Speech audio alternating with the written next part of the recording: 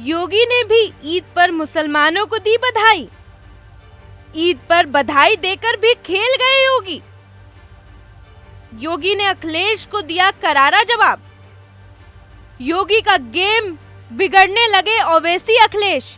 बात सड़क पे नमाज पढ़ने पर लगाए गए प्रतिबंध की हो या फिर मस्जिदों में लाउड स्पीकर हटाए जाने की, देश ही नहीं दुनिया में सीएम योगी अपने फैसले के कारण चर्चाओं में रहते हैं। जिस सख्ती के साथ योगी सरकार ने सड़क पर नमाज पढ़ने पर बैन लगाने के साथ ही मस्जिदों से लाउड स्पीकर हटवा दिए थे, उस पर विपक्ष ने जमकर सियासत की और सीएम योगी को मुस्लिम विरोधी बताने की कोशिश की। विपक्ष सीएम योगी पर निशाना साधने का कोई मौका चूक नहीं रहा था। जब मैं आज आ रहा था तो जानबूझ करके पुलिस ने मुझे रोका।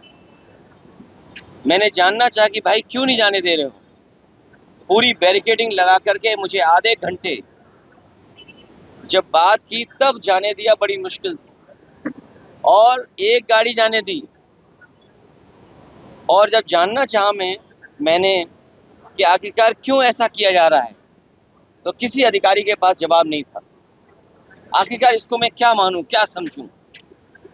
इसको मैं तानाशाही समझूं, मैं इसको इमरजेंसी समझूं, मैं इस बात को ये समझूं कि ऐसा दबाव बनाना चाहते हैं, डराना चाहते हैं, धमकाना चाहते हैं कि दूसरे के धर्मों में शामिल ना हो, दूसरों के कार्यक्रम में शामिल ना हो। कम से कम मुझे ये बताओ, मैं जाने कितने वर्षों से यहाँ आ रहा हूँ। मुझे याद है नेताजी मुझे पहली बार लेकर के आए थे, उस दिन से आज तक लगातार आ रहा हूँ, लेकिन ऐसी बैरिकेडिंग कभी नहीं देखी। और बैरिकेडिंग इसलिए की जा रही थी कि लोग त्योहार न मना पाए और जो अपनी धर्म की मान्यताएं हैं, धर्म की जो परंपराएं हैं, वो भी न मान पाए। तो सबसे बड़ा खतरा लोकतंत्र को है, संविधान को है। ये सरकार बड़ी जिम्मेदारी के साथ, मैं कह सकता हूँ, या मुझे नहीं कहना चाहिए, लेकिन फिर भी मैं कह रहा हूँ कि ये देश भारतीय जनता पार्टी संविधान से नहीं चला रही। छत पे नमाज पढ़ने से रोकने का कोई औचित्य नहीं बनता। छत कोई सरकारी जगह नहीं है, ग्राम समाज नगर पालिका की नहीं है, एक व्यक्ति की विशेष जगह है। तो अपने घर पर भी अगर इबादत नहीं करेगा तो फिर वो कहाँ इबादत करने जाएगा? इस टाइप की पाबंदियां लगाना, जो हमारे संविधान ने हमें अधिकार दिया है, हमारी जो आज़ादी है, हमारी जो मजहबी आज़ादी है, उसको छीनने का काम हो रहा है। सुप्रीम कोर्ट के कई जजमेंट्स हैं। कौन से सुप्रीम कोर्ट के हर जजमेंट को आप इम्प्लीमेंट कर रहे हैं? और क्या लाउड स्पीकर क्या सिर्फ मस्जिद पर लगता है? किसी और दीगर इबादतगाह पर, रिलीजियस प्लेस पर नहीं लगता है लाउड स्पीकर? क्या सिर्फ रमज़ान में या सिर्फ अज़ान में लाउड स्पीकर इस्तेमाल होता है? क्या दूसरे मज़हब के त्योहारों में इस्तेमाल नहीं होता?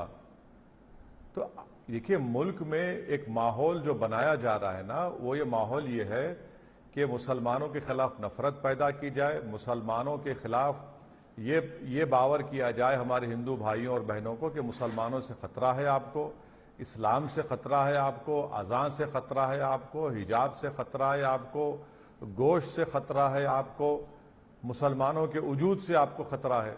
तो अगर इस तरह की पॉलिटिक्स बीजेपी और संघ परिवार कर रही है तो देश के जिम्मेदारों के समझना पड़ेगा, देश के नागरिकों को ये बात को समझने की जरूरत है। मेरा बोलना यह है कि सिर्फ रमजान आते ही, रमजान शुरू होते ही इन तमाम कंट्रोवर्शियल चीजों को उठाया जाता है और उसके बाद वो इशू खत्म हो जाते। मेरा बोलना यह है कि मुसलमानों की हर चीज से नफरत पैदा करने की कोशिश की जा रही है, बल्कि बीजेपी और संघ परिवार ने मुसलमानों पर ऐलान जंग कर चुकी है। ऐसे में सीएम योगी ने ऐसा दांव चला कि विपक्ष अपनी चाल में ही फंस गया। ईद पर मुख्यमंत्री कार्यालय के आधिकारिक एक्स हैंडल से बधाई का संदेश दे दिया। सीएम योगी की ओर से यूपी के तमाम मुसलमानों को ईद की बधाई देते हुए लिखा, मुख्यमंत्री योगी आदित्यनाथ ने ईद उल फितर के अवसर पर प्रदेशवासियों को हार्दिक बधाई और शुभकामनाएं दी है। मुख्यमंत्री जी ने कहा है कि ईद उल फितर का त्योहार खुशी और मेल मिलाप का संदेश देकर आता है। खुशियों का यह त्योहार सामाजिक एकता को मजबूत करने के साथ ही आपसी भाईचारे की भावना को बढ़ाता है।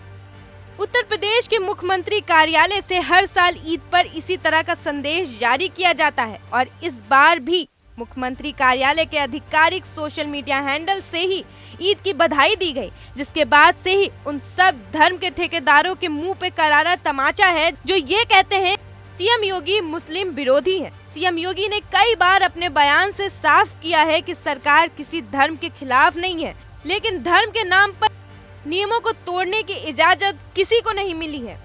योगी सरकार पे आरोप लगाने वाला विपक्ष। अब ऐसे में सवाल ये उठता है कि धर्म की सियासत आखिर कौन कर रहा है? इस बात का जवाब हम आप पे छोड़ते हैं। ब्यूरो रिपोर्ट, जनतंत्र टीवी।